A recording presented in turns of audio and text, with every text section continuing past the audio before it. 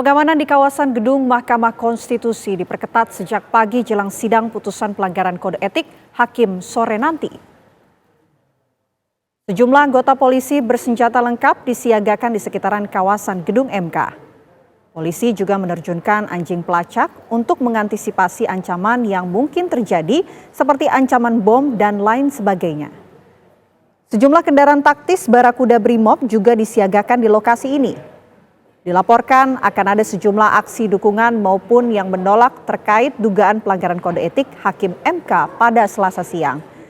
Ketua MK Jimli Ashidik akan membacakan putusan terhadap perkara tersebut pada pukul 16 waktu Indonesia Barat. Sebelumnya, MK telah menerima 21 laporan soal dugaan pelanggaran etik konstitusi. Ketua MK Anwar Usman jadi hakim yang paling banyak mendapat laporan.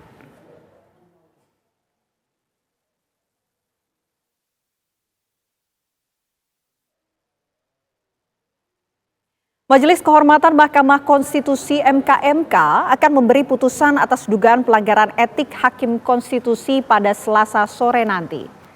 Putusan Majelis Kehormatan MK ini akan menentukan nasib Ketua MK Anwar Usman yang menerima laporan pelanggaran etik terbanyak yakni 15 laporan dan Hakim MK lain.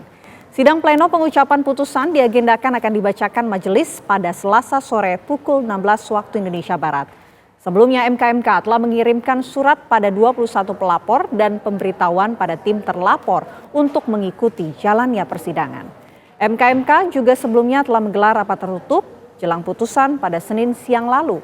Rapat tertutup tersebut dipimpin oleh Ketua Majelis Kehormatan MK Jimli Ashidik dan para hakim Majelis Kehormatan MK lainnya.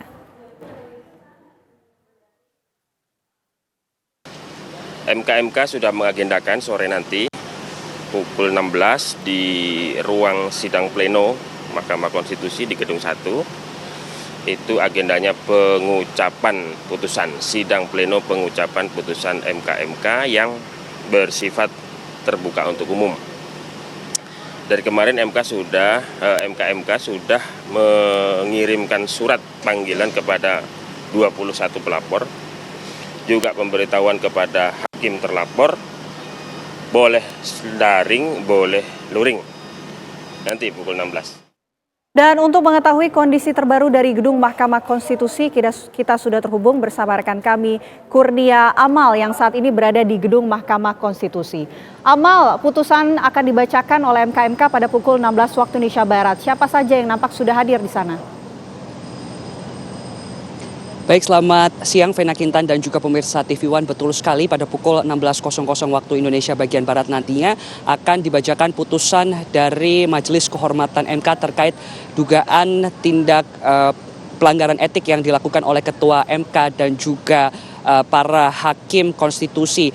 Berdasarkan pantauan kami sejak pagi tadi, memang sudah dilakukan pengamanan oleh pihak kepolisian di sekitar gedung Mahkamah Konstitusi di wilayah Jakarta Pusat. Memang nanti untuk prosesi persidangan pembacaan putusan ini akan dimulai pada pukul 16.00 waktu Indonesia bagian Barat di Gedung 1 Mahkamah Konstitusi. Namun sebelumnya Vena dan juga pemirsa akan digelar sidang pleno sekitar pada pukul 13.00 waktu Indonesia bagian Barat. Adapun nantinya sidang pembacaan putusan itu akan dilakukan secara terbuka, namun sidang pleno yang akan digelar pada pukul 1 siang waktu Indonesia bagian Barat ini akan dilaksanakan secara tertutup.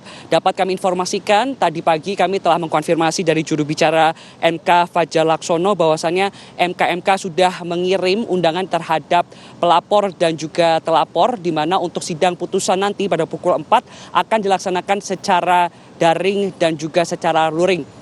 Dapat kami informasikan kepada Anda, memang tim ad hoc Majelis Kehormatan dari MK ini sedianya akan mendalami kasus dugaan pelanggaran etik terhadap Ketua MK dan juga Hakim Konstitusi, di mana adapun masa dari pendalaman tersebut itu adalah 30 hari. Namun Ketua MKMK menegaskan bahwasannya masa pemeriksaan hanya dilakukan 15 hari, mengingat pemirsa jadwal dari pemilu 2023 ini beririsan dengan jadwal pendalaman dari proses pengungkapan apakah adanya pelanggaran kode etik pada Ketua MK dan juga Hakim Konstitusi. Dapat kami informasikan kepada Anda, memang sebelumnya sudah dipanggil 9 Hakim Konstitusi dan juga salah satunya merupakan Ketua MK, di mana Ketua MK Anwar Usman ini merupakan salah satu dari pihak yang mendapatkan pelaporan terbanyak. Dari 21 laporan, Anwar Usman ini mendapatkan sekitar ada 15 laporan, di mana kemarin dari pihak MK ini telah memanggil Anwar Usman pada 2 kali pemanggilan. Dan kemarin juga kami konfirmasi melalui Anwar Usman sendiri mengatakan tidak ada lobi-lobi terhadap putusan yang diberikan pada batas minimum calon wakil presiden dan calon presiden dalam kontestasi pemilu 2024.